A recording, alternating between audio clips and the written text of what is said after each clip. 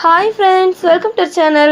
நீங்கள் நம்ம சேனலில் எல்லாருக்குமே ரொம்ப பிடிச்ச ஈவினிங் ஸ்நாக்ஸ் தயிர் வடை எப்படி செய்யலான்னு பார்க்கலாம்.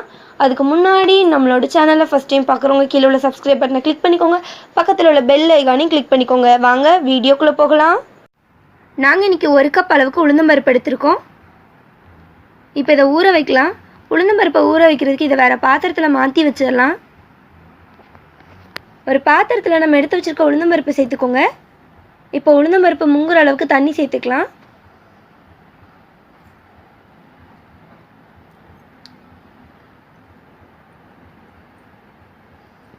நம்ம உளுந்தம்பருப்பு முங்குற அளவுக்கு தண்ணி சேர்த்தாச்சு. 2லேருந்து 3 மணி நேரம் இது அப்படியே இருக்கணும். உளுந்தம்பருப்பு நல்லா ஊறி வரட்டும்.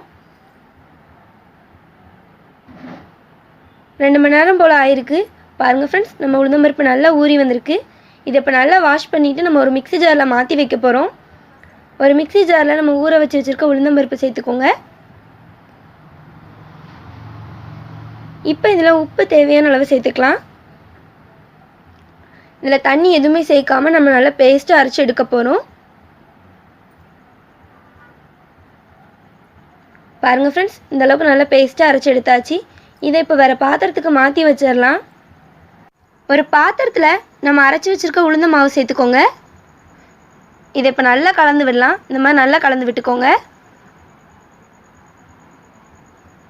அவ்வளோதான், நம்ம மாவு ரெடி ஆயிடுச்சு. நாங்கள் இன்றைக்கி பிளெயின் வடை தான் செய்கிறோம்.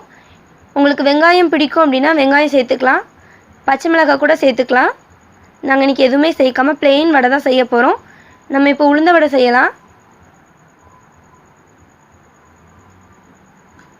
வடை செய்கிறதுக்கு ஒரு பாத்திரத்தில் எண்ணெய் வச்சுக்கோங்க. எண்ணெய் நல்லா சூடாகட்டும். எண்ணெய் சூடாயிருச்சான்னு பார்க்குறதுக்கு மாவுலேருந்து இந்த மாதிரி குட்டியாக ஒரு பீஸ் எடுத்து போட்டுக்கோங்க. அது போட்ட உடனே மேலே மிதந்து வந்துச்சு அப்படின்னா எண்ணெய் சூடாயிருச்சுன்னு அர்த்தம். நாங்கள் இன்றைக்கி வாழை இலையில தான் உளுந்த வடை செய்ய போகிறோம். இலையில கொஞ்சமாக தண்ணி வச்சுக்கோங்க. இப்போ நம்ம ரெடி பண்ணி வச்சுருக்க மாவை ஒரு பால் ஷேப்பில் உருட்டி எடுத்து அதை இலை மேலே வச்சு நம்ம தட்டி விட போகிறோம். இந்த மாதிரி தட்டி விட்டு நடுவில் ஒரு ஹோல் போட்டுக்கோங்க. இப்போ இதை நம்ம எண்ணெயில் சேர்த்துடலாம். நம்ம இலையில செய்கிறதுனால வடை எடுக்கிறதுக்கு ஈஸியாக வரும். இந்த மாதிரி சேர்த்துக்கோங்க.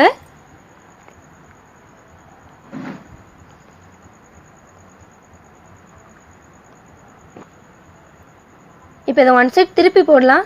மீடியம் ஃப்ளேமில் இது நல்லா வெந்து வரட்டும். பாருங்கள் ஃப்ரெண்ட்ஸ், இப்போவுமே கலர் சேஞ்ச் ஆகுது. இது நல்ல கோல்டு கலராக மாறி வரட்டும். பாருங்கள் ஃப்ரெண்ட்ஸ், நமக்கு சூப்பரான கலரில் வடை கிடச்சிருக்கு. இப்போ இதை எடுத்து வெளியே வச்சிடலாம். இதே மாதிரி நம்ம எல்லா வடையுமே ரெடி பண்ணி எடுக்கலாம். தண்ணியை நம்ம கை வைக்கிற சூடு வரைக்கும் சூடு பண்ணி வச்சுக்கோங்க. அதில் நம்ம ரெடி பண்ணி வச்சுருக்க வடையை உள்ளே சேர்த்தரலாம். தண்ணி வந்து ரொம்ப சுட வேண்டாம்.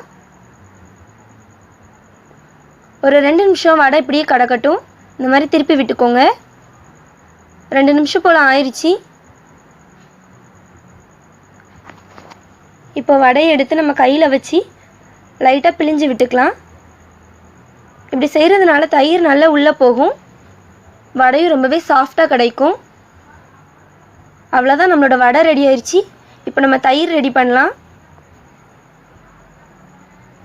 நாங்கள் இன்றைக்கி 1/2 லிட்டர் தயிர் வச்சுருக்கோம். இதை இப்போ நல்லா கலந்து விடலாம். இது வந்து வீட்டில் ரெடி பண்ண தயிர் தான். நீங்கள் கடையில் கூட வாங்கி யூஸ் பண்ணலாம், அதுவும் சூப்பராக இருக்கும்.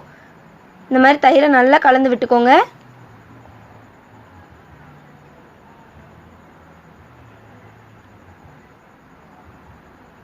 பாருங்கள் ஃப்ரெண்ட்ஸ், இந்த அளவுக்கு நல்ல தயிரை கலந்து விட்டாச்சு. இப்போ இதில் தயிருக்கு தேவையான அளவு உப்பு சேர்த்துக்கலாம்.